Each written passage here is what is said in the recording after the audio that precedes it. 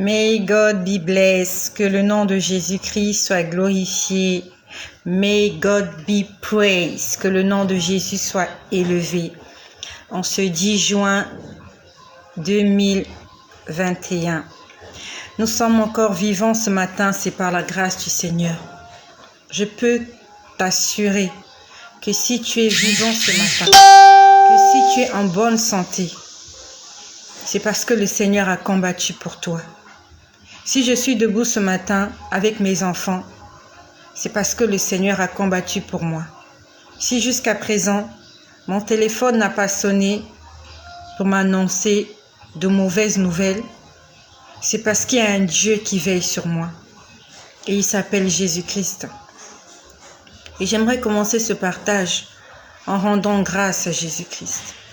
J'aimerais lui dire que je ne veux être que pour lui, que je ne veux vivre que pour Jésus-Christ. Vous savez, il y a des moments où j'ai tellement envie de m'en aller d'ici.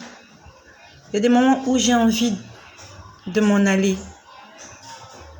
Il n'y a rien de bon sur terre. Je ne sais pas s'il y a vraiment quelque chose qui te plaît sur cette terre. Mais les seuls moments que j'aime, c'est quand je suis en prière. Les seuls moments que j'aime, c'est quand je parle à Dieu et qu'il me répond. En dehors de ça, je n'aime pas les moments, je n'aime pas tout ce qui se passe ici. Je n'aime pas écouter les nouvelles qui se passent dans le monde. On a tué, on a égorgé, on a pillé, on a violé, on a brûlé, on a incendié. Il n'y a que des mauvaises nouvelles à la télévision, il n'y a que des mauvaises nouvelles à la radio, il n'y a que des mauvaises nouvelles sur les réseaux sociaux. Si j'avais un choix à faire, je demanderais au Seigneur de venir me chercher. Mais malheureusement pour moi, ma mission n'est pas encore terminée. Elle n'a même pas encore commencé, ma mission. Je suis juste dans les prémices de ce que le Seigneur avait écrit. Je n'ai même pas encore commencé ma mission. J'aimerais commencer ce partage par ce chant. Et si tu le connais, tu peux le chanter avec moi. C'est pas difficile. C'est du groupe chrétien Exo. Reçois l'honneur, le parfum qui t'est dû, la bonté de ton nom. Mon âme est perdue, je veux n'être qu'à toi. Jésus, je t'aime. Je veux porter et laver à ta croix les pensées de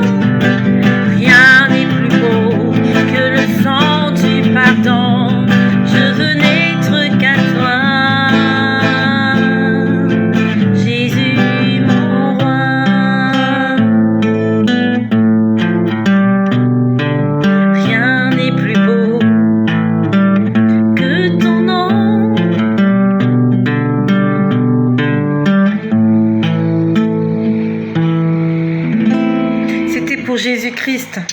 C'était pour Dieu. C'était pour celui-là pour qui je veux vivre. Est-ce que tu veux vivre pour Jésus? Est-ce que rien n'est plus beau que son nom dans ta vie? Qu'est-ce qui est au-dessus de Jésus? Qu'est-ce qui dépasse Jésus dans ta vie? Ou alors Jésus est le top, il est le final, il est le terminus, il est la fin de toute chose.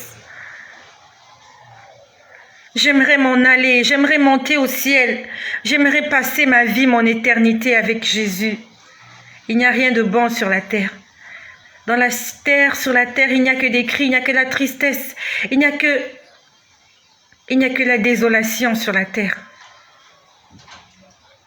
J'aime Jésus. J'aime ce Dieu-là. Parce que je veux m'en aller avec lui. Je veux le rejoindre. Je vais partir. Je ne veux pas rester ici. Il n'y a rien de bon ici. C'était juste une parenthèse. C'était juste mon cœur que j'étais en train d'ouvrir. C'était le sentiment de ce que je ressens au fond de moi. Le monde est tellement méchant. Les hommes sont méchants. Les esprits méchants, les esprits mauvais, ils sont partout. Ils sont en train de détruire le monde, ils sont en train de détruire l'univers. Notre seul refuge, notre seul soutien, notre seul réconfort, c'est Jésus-Christ. Si tu es encore en vie, si tu es toujours en vie, si tu as toutes tes capacités vitales, intellectuelles, morales, c'est parce qu'il y a quelqu'un qui t'aime et qui intercède en ta faveur. C'est parce qu'il y a quelqu'un qui se bat pour toi. Quand tu dors dans la nuit, tu ne sais même pas ce qui se passe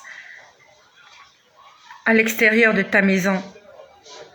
C'est Jésus-Christ qui prend soin de nous. Tout à l'heure, je viendrai vous dire pourquoi je suis en train de vous dire ces choses-là. J'ai vu des choses horribles cette nuit. J'ai vu des choses horribles. Et si nous sommes encore vivants, si ta mère est encore vivante, si ton père est encore vivant, si ton mari, ta femme, tes enfants, si toi-même tu es encore vivant, c'est parce qu'il y a quelqu'un dans le ciel qui veille sur toi. J'aimerais parler à quelqu'un qui a besoin de se marier, quelqu'un qui attend ce qu'on appelle vulgairement son âme sœur. Nous sommes aujourd'hui le 10 juin, hier nous étions le 9. Et hier, le 9, dans l'après-midi, entre 12h et 2h30 de l'après-midi, pendant ma pause déjeuner, j'étais en train de prier pour toutes les personnes qui veulent se marier, mais qui n'arrivent pas à se marier. Soit parce qu'ils n'ont pas de prétendant, soit parce qu'ils vont de déception en déception.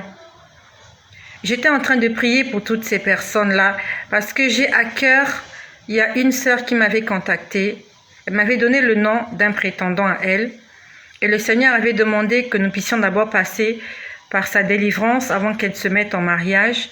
Et hier encore, ça pesait dans ma conscience. Je me disais, le Seigneur l'a délivrée, maintenant il faut qu'elle se marie.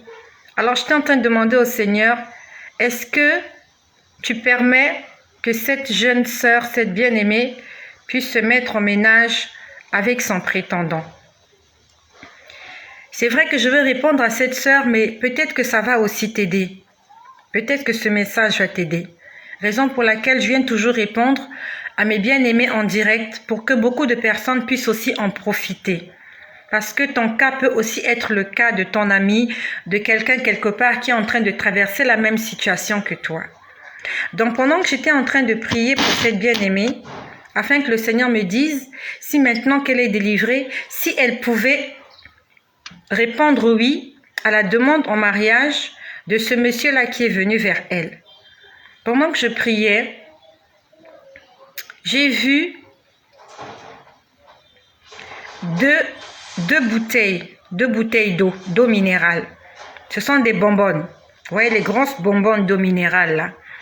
Il y en avait 2. Et elles étaient bien pleines d'eau.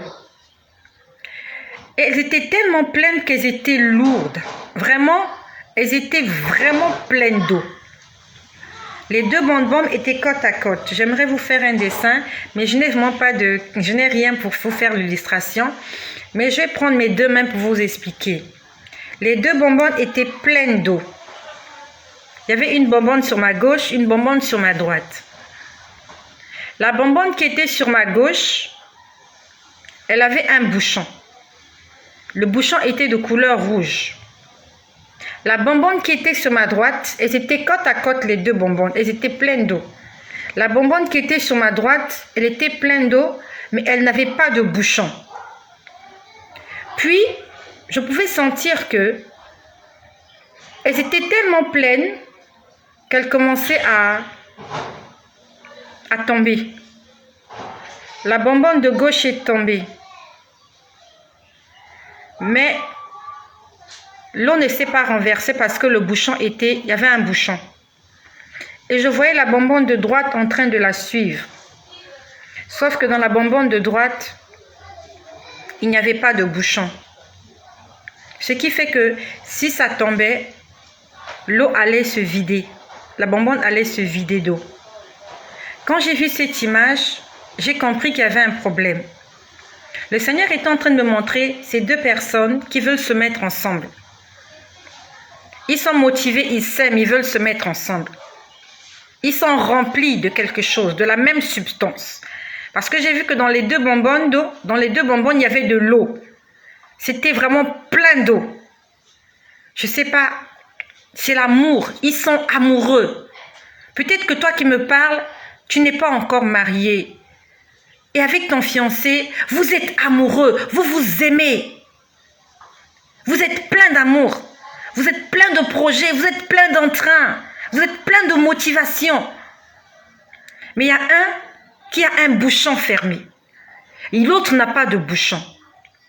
Quand j'ai demandé au Seigneur, mais pourquoi l'autre n'a pas de bouchon? Que signifie le bouchon? Parce que les 2 vont tomber. Mais parmi les 2, il y a un qui va rester. En fait, il y a un qui va... En fait, il va tomber, mais il va garder sa personnalité. Mais l'autre va tomber, va perdre de l'eau. Il va se vider. Et il y a quelque chose qui va se passer après, je ne sais pas quoi. Je disais au Seigneur, Seigneur, c'est quoi le bouchon? Quel est le bouchon qui manque? Il manque le bouchon. C'est quoi le bouchon?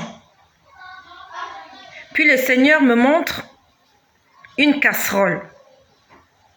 Il me montre une casserole encore avec de l'eau. Vraiment, Dieu a une façon d'expliquer les choses, pas comme les hommes.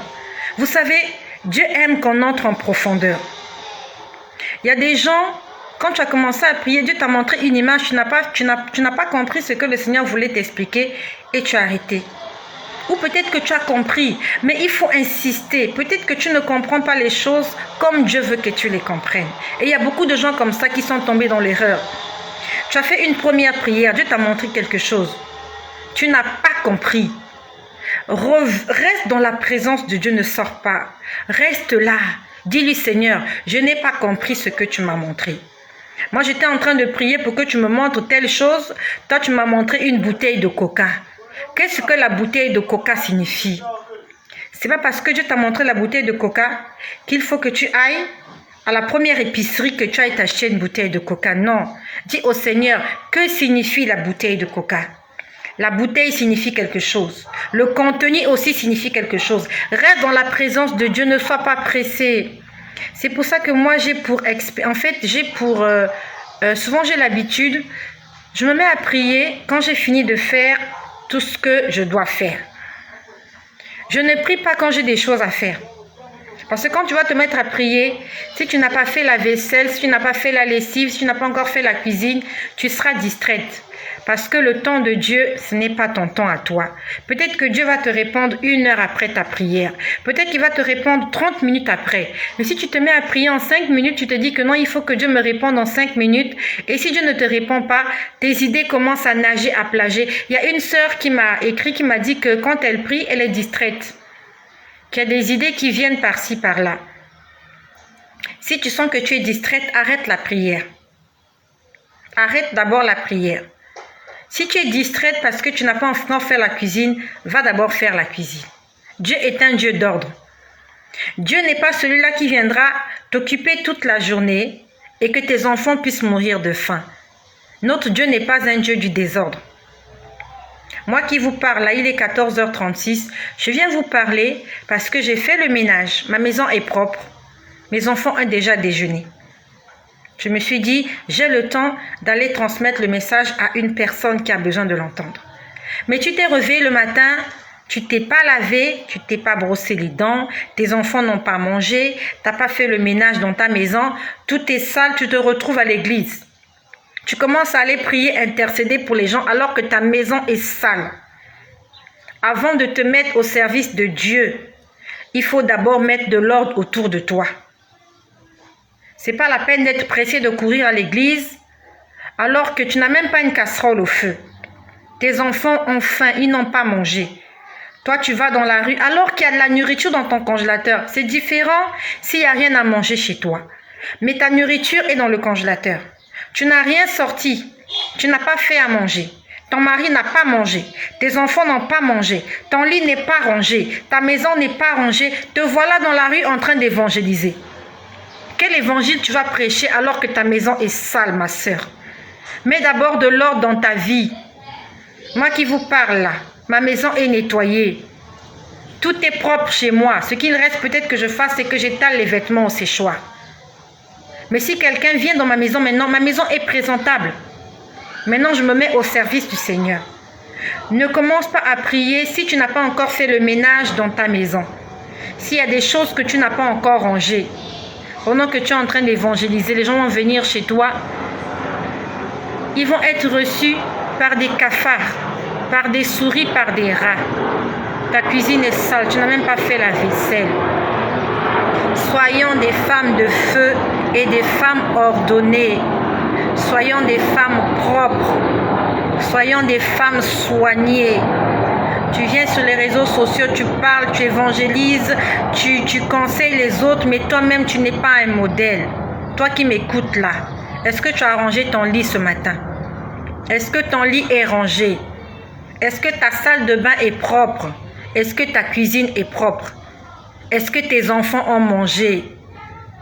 Il y a beaucoup de femmes comme ça, elles se réveillent le matin, elle est sur les réseaux sociaux jusqu'à 20h. C'est à 21h qu'elle commence à mettre la marmite au feu. Donc peut-être que pendant que tu es distraite parce que autour de toi, tu n'as pas encore mis de l'ordre. Donc mets d'abord de l'ordre dans ta maison. Tu te réveilles, tu fais le ménage, tu fais la vaisselle, tu fais la lessive, tu fais. Et quand tu n'as plus rien à faire, là maintenant tu te consacres pour ton Dieu. Donc j'étais en train de dire ceci. J'étais en train de prier. J'étais en train de demander au Seigneur de me dire exactement le bouchon, ce que ça signifiait. Qu'est-ce qui manque dans certains couples à telle enseigne que lorsqu'ils tombent, il y a un qui ne veut plus avancer. Il y a un qui baisse les bras. Et ça se passe comme ça dans plusieurs couples, même dans tous les couples. Dès qu'il y a un petit problème financier, un petit problème émotionnel, une petite dispute, un petit échange, il y a quelqu'un, quand il tombe, il ne peut plus se relever. Je dis, Seigneur, c'est quoi le bouchon qui nous manque? Toi qui es célibataire, qui veux te marier, écoute ce message. Toi aussi qui es marié, écoute ce message. Peut-être qu'il s'agit de toi. J'ai vu 2 bonbonnes pleines d'eau. Les 2 étaient pleines d'eau. Je les ai vues tomber du côté gauche. Le premier est tombé et en tombant, il a entraîné l'autre dans sa chute. Il a entraîné l'autre dans sa chute. Sauf que le premier qui est tombé était plein d'eau, mais le bouchon était fermé. Et le deuxième qui a été entraîné dans la chute, le bouchon n'était pas fermé. Il n'y avait même pas de bouchon. Il n'y avait même pas de bouchon. Et je pouvais voir l'eau se renverser. Je pouvais voir l'eau se renverser. Et après le Seigneur, en fait, me montre une casserole d'eau. Il y avait une casserole d'eau. Cette eau n'était pas au feu. Elle était juste posée avec de l'eau à l'intérieur. Puis je vois, on amène une boîte. À l'intérieur de cette boîte, il y avait comme de la farine, ou de la semoule, ou du lait. Mais ça avait la couleur blanche. Et je peux voir qu'il y a une cuillère qu'on a mis à l'intérieur. Cette cuillère était spéciale. Vous voyez, lorsqu'on achète du lait pour bébé, du lait pour nourrisson, le lait qu'on achète à la pharmacie pour les enfants, il y a une espèce de cuillère. Elle est toute ronde comme ça.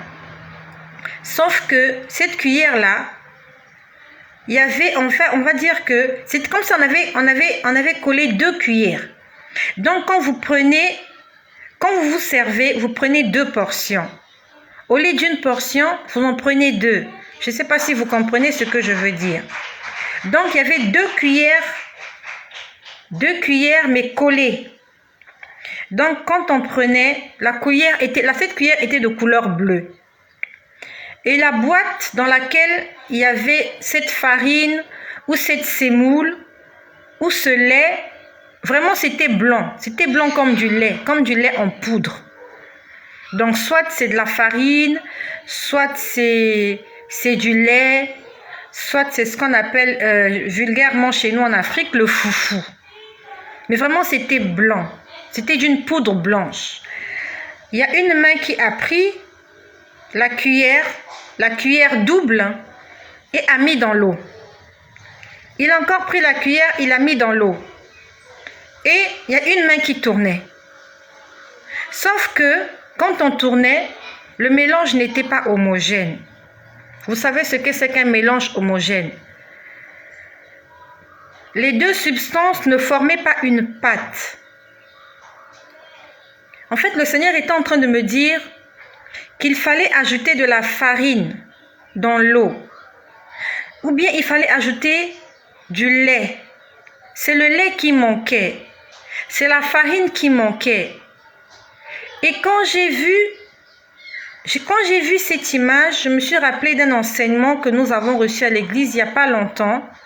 Lorsqu'on lit dans le livre de 2 Rois, on nous parle du prophète Élisée. On nous dit que les fils de prophètes, ils étaient tous à un endroit et qu'il y avait la famine dans cet endroit-là. Et qu'il y a un fils de prophète qui est allé cueillir des herbes et qui a fait bouillir. Et quand il a donné aux autres, les autres ont crié, ils ont dit, il y a la mort dans le pot. En fait, ce qu'il y avait à l'intérieur était immangeable. Je ne sais pas quel goût ça avait. Est-ce que c'était amer? Je ne sais pas. Mais le prophète Élisée leur a dit, ajoutez de la farine à l'intérieur. Donc, il manque de la farine. Et le Seigneur m'a dit que la farine, c'est sa parole, c'est l'enseignement. Il m'a dit, toi qui veux te mettre en couple, toi qui veux te marier, peut-être que tu es rempli du Saint-Esprit. Le Seigneur t'a donné des dons. Peut-être que tu chantes. Tu as le don de chanter pour Dieu. Peut-être que tu es un évangéliste. Peut-être que tu es un pasteur, peut-être que tu es un docteur, peut-être que tu es un prophète ou une prophétesse. Dieu a donné à chacun de nous un don particulier. Peut-être que tu ne connais pas ce don-là, il est peut-être endormi, mais demande à Dieu de te révéler le don qu'il a mis en toi. Chacun de nous a un don caché. Il a un don caché. D'autres même en ont plusieurs. D'autres ont plusieurs dons. Il faut que tu demandes au Seigneur de te révéler quel est le don qu'il a mis en toi. Quel est le ministère auquel tu es appelé à exercer, auquel Dieu t'a appelé. Donc le Seigneur m'a dit, il manque du lait, il manque de la farine, il manque de la semoule. Il m'a dit, c'est la parole qui manque. Il me dit, c'est une foi ferme. Il me dit, c'est l'enseignement. C'est l'enseignement. Tu aimerais te marier. Est-ce que tu es vraiment enseigné? Est-ce que tu as reçu un enseignement sur le mariage? Ou bien tu veux juste te lancer dans le mariage comme ça par aventure. Le Seigneur a dit, il faut que tu sois enseigné.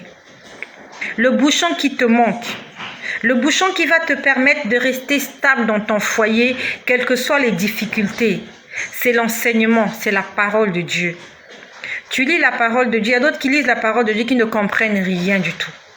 Si tu ne comprends pas, demande au Seigneur de te l'expliquer. Va vers un homme de Dieu, va vers ton pasteur, va vers ton berger, afin de t'expliquer la parole de Dieu. Nous devons tous être enseignés, sans exception. Même les pasteurs ont besoin d'être enseignés. Un pasteur a besoin d'être enseigné par des plus âgés que lui et aussi par le Saint-Esprit. Quand un pasteur n'est pas enseigné, il viendra vous donner de la nourriture immangeable.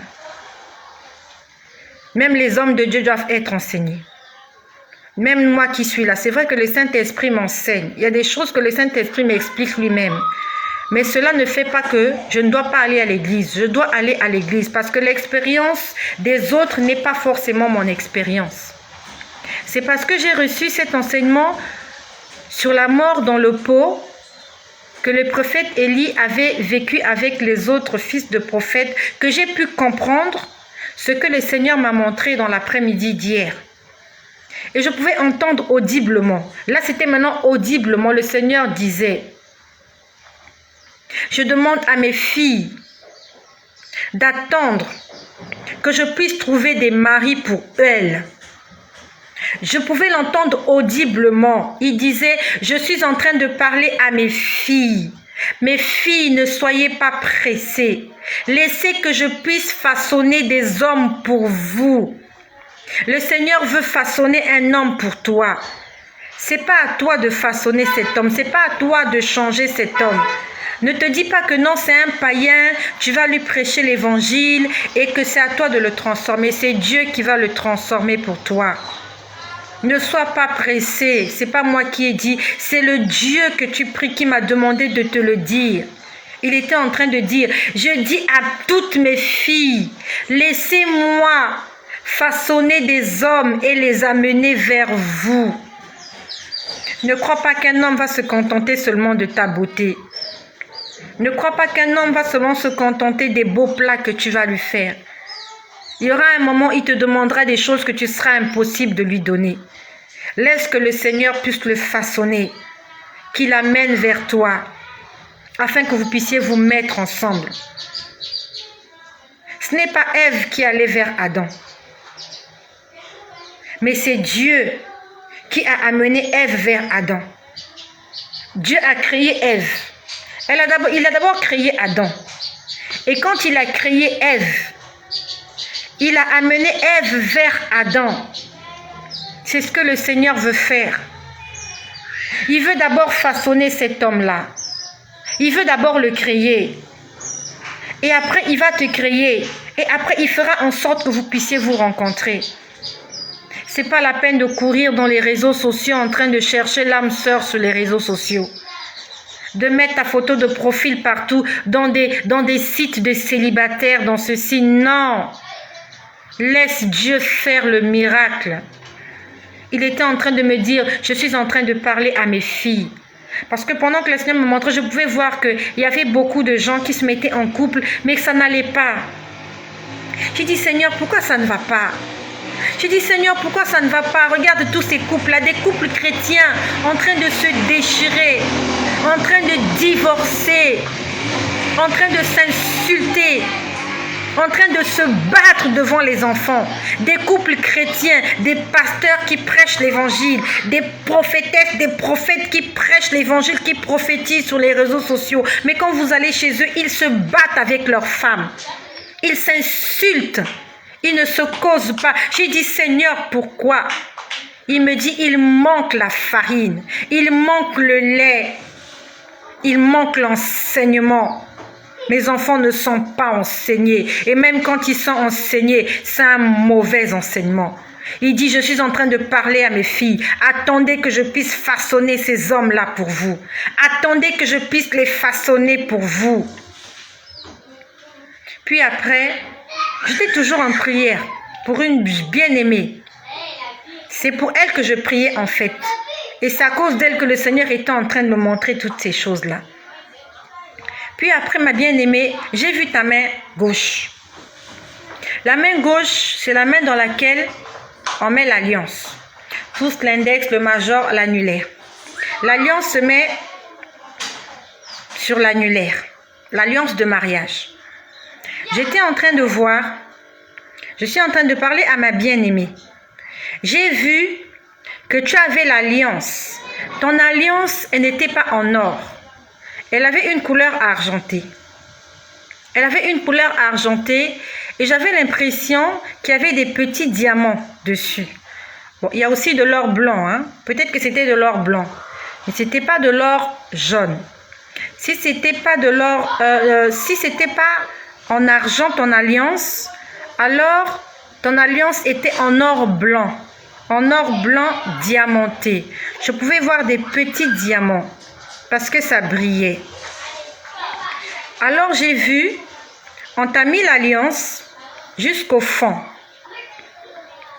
Et nous savons que par expérience, quand vous portez l'alliance pendant longtemps, après il y a des empreintes ici. Il y a une marque.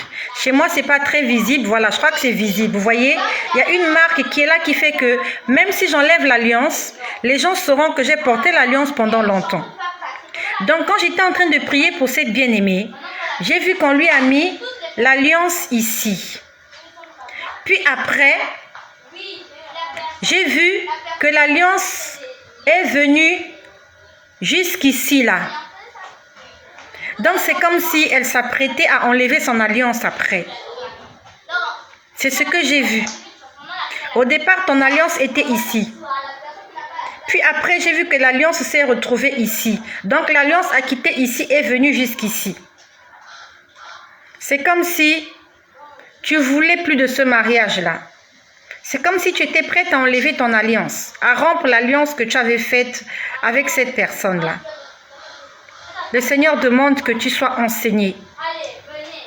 Vous savez, la vie de couple, pour ceux qui ne sont pas en couple, ils s'imaginent que le mariage, la vie en couple, c'est beau, c'est super, c'est de la crème glacée. C'est de la crème glacée avec des épines. Le mariage, c'est une crème glacée au chocolat ou à la vanille, c'est au parfum que tu veux, mais avec des épines. Il faut apprendre à enlever les épines. Le mariage, c'est pas ce que tu es en train de voir à la télévision sur les séries novelas. Sur les séries novelas, ils nous mentent. Ce sont des menteurs. Ils nous disent pas les choses telles qu'ils sont. Faut pas suivre les films d'amour à la télévision. Tu vas te laisser embobiner. Le mariage, c'est pas ça, ma sœur.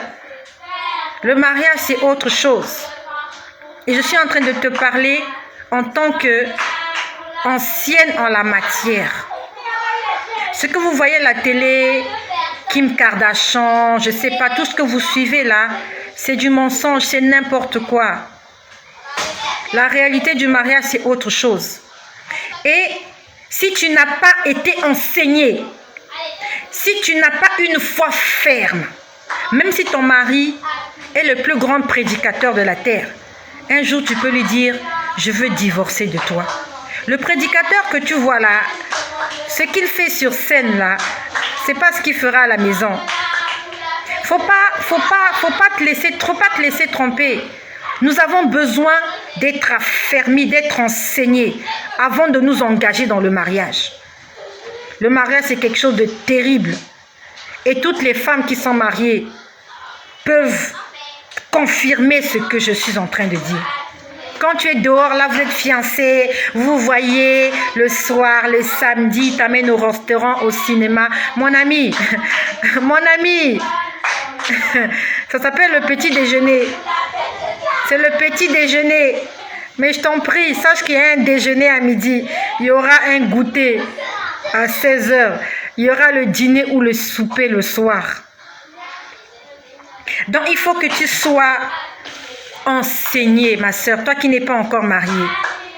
Il faut que le Seigneur t'enseigne.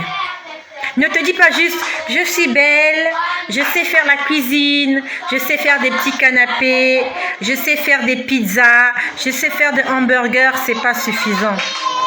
Tu as besoin de plus que ça pour maintenir un foyer stable. Tu as besoin d'être une femme de prière. Tu as besoin d'être une femme forte et inébranlable pour que lorsqu'il y aura des vents, lorsqu'il y aura des tempêtes, que tu ne tombes pas. Et même si tu tombes, que tu ne te casses pas, que tu ne t'écroules pas. Ma sœur, j'ai prié pour toi. Vous allez vous marier, mais le Seigneur dit, il manque la farine, il manque le lait, il manque la sémoule. C'est l'enseignement, c'est la parole de Dieu, c'est la bonne doctrine. Demande qu'on t'enseigne. Je ne sais pas si dans l'église où tu vas, est-ce qu'il y a des cours d'affermissement pour les couples? Je ne sais pas. Mais le Seigneur demande que toutes les personnes qui veulent se mettre en couple, vous devez être enseignés la parole de Dieu. Non seulement que tu la lises, mais il faut qu'on t'enseigne. Parce que quand tu seras dans ton foyer, tu auras besoin de cet enseignement-là pour rester ferme, enraciné. Tu seras comme un arbre planté près d'un courant d'eau qui donne son fruit en sa saison. Et dans le feuillage ne se flétrit point. La parole de Dieu. Dieu demande que nous soyons enseignés. Voilà ce que le Seigneur m'a montré hier. Pour ces filles et ces fils qui veulent se marier, ou même qui sont dans le mariage, mais qui sont en train de vivre des turbulences. Le Seigneur a dit, vous devez être enseignés. Vous devez être enseignés. Vous devez lire la parole de Dieu. Vous devez être enseignés. Vous devez recevoir la farine. Vous devez recevoir le lait. Vous devez recevoir la sémoule. En dehors de l'onction que vous avez. L'onction ne suffit pas. L'onction prophétique que tu as ne suffit pas pour tenir un foyer. Moi, j'ai le don de prophétie. Ce n'est pas le don de prophétie qui fait à manger à mes enfants. C'est moi qui dois mettre la casserole au feu.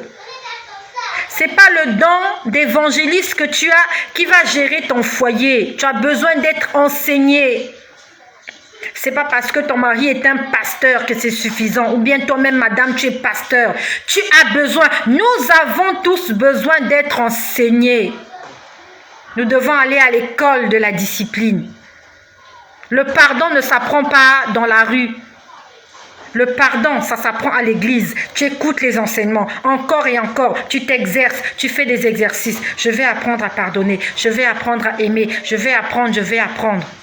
Ce n'est pas le don de prophétie qui donne le pardon. Non, c'est l'enseignement. On a reçu l'enseignement. On sait qu'on doit pardonner. Et quand on entre dans un couple, quand les difficultés vont arriver, tu dis, j'ai déjà été enseigné, je sais qu'il faut pardonner. Je sais qu'il ne faut pas me mettre en colère. Et tu le mets en application et ton couple va de l'avant. Voilà ce que le Seigneur m'a montré hier pendant que j'étais en train de prier pour les personnes qui veulent se mettre en couple. Si ce partage t'a fait du bien, alors commence à être enseigné avant de te mettre en couple avec quelqu'un. Et si encore ce partage t'a fait du bien, ne le garde pas pour toi-même. Il y a un bouton juste à côté, c'est écrit partager. Partage-le avec quelqu'un qui a besoin de se mettre en couple, mais un couple qui sera ferme dans la parole de Dieu. Je reviendrai tout à l'heure pour vous dire ce que le Seigneur m'a montré cette nuit. En attendant cela, soyez bénis chez vous et que le nom de Jésus-Christ soit glorifié.